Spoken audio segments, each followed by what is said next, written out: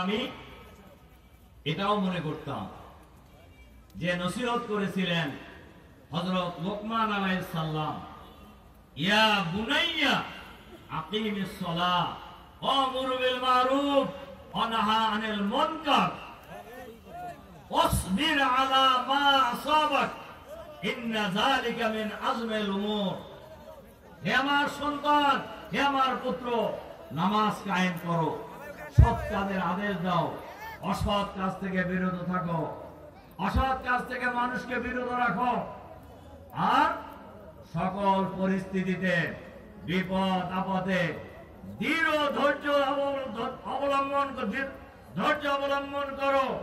ইন্না যালিকা মিন আজমিল উমুর, এটা হলো সবচেয়ে সাহসিকতার কাজ।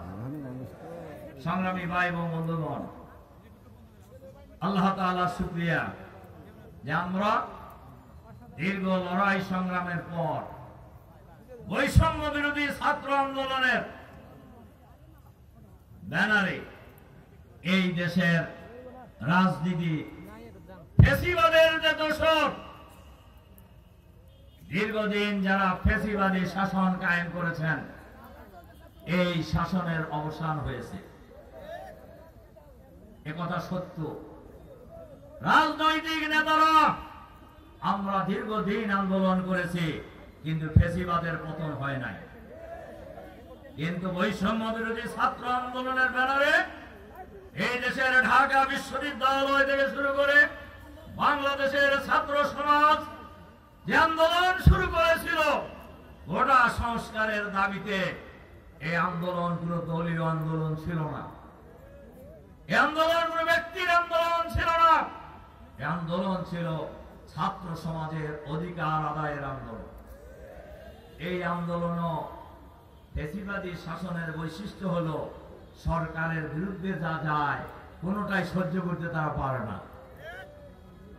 অতীতের মতো যারা এই সরকারের বিরুদ্ধে আন্দোলন গড়ে তুলেছে তাদেরকে রাজাকার, আলবদর, ৭১ ইত্যাদি ইত্যাদি বইলে ট্যাগ লাগায়া আন্দোলন শেষ করার চেষ্টা করেছে। এবং হাসিনার এই স্লোগানই ফ্যাসিবাদের দোসর, ভারতের তাবেদার দালাল ফ্যাসিবাদী সরকারের পতন নিশ্চিত করেছে। আপনারা শোনেন নাই, ছাত্ররা যখন হাজার হাজার মানুষের গণহত্যার পরেও রাজপথ ছাড়েনি, পুলিশ অফিসার তদানীন্তন স্বরাষ্ট্রমন্ত্রীর সাথে আলাপ করছেন ফোনে যে স্যার, একটা গুলি করলে একটা মরে, বাকিরা তো নড়ে না। তখন শেখ হাসিনা ধরে নিছে নিশ্চয়ই এরা শিবির। আমার কথা কি বুঝতে পারছেন? এবং এটা মনে করেই তিনি বলেছেন এরা সব রাজাকারের বাচ্চা। তখন ছাত্ররা স্লোগান দিয়েছে কি, আমি কে রাজাকার, তুমি কে রাজাকার, বলছে কে স্বৈরাচার। বাংলাদেশের মানুষ আর এই গান আর গায়ে শোনে না, এটা আবার কেউ কেউ গাওয়ার চেষ্টা করতেছে। এ ব্যাপারে কিছু বলবো না আমি, এটা জনগণের জন্য যথেষ্ট। সংগ্রামী ভাই এবং বন্ধুগণ, মিথ্যা বলে, মিথ্যা বক্তব্য দিয়ে এই জাতিকে আর বিভ্রান্ত করা যাবে না। এটা টের পাইছে ফ্যাসিবাদের মূল ব্যক্তি শেখ হাসিনা, পায় নাই টের? সম্মানিত ভাই এবং বন্ধুগণ, ফ্যাসিবাদের পর, ফ্যাসিবাদী শাসনের পতনের পর দেখেন, আসলে তো কথায় কথা এসে যায়। হাসিনার পতন হবে কেউ মনে করছিল? আপনারা মনে করছিলেন? রাজনৈতিক দলের নেতারা মনে করছিলেন?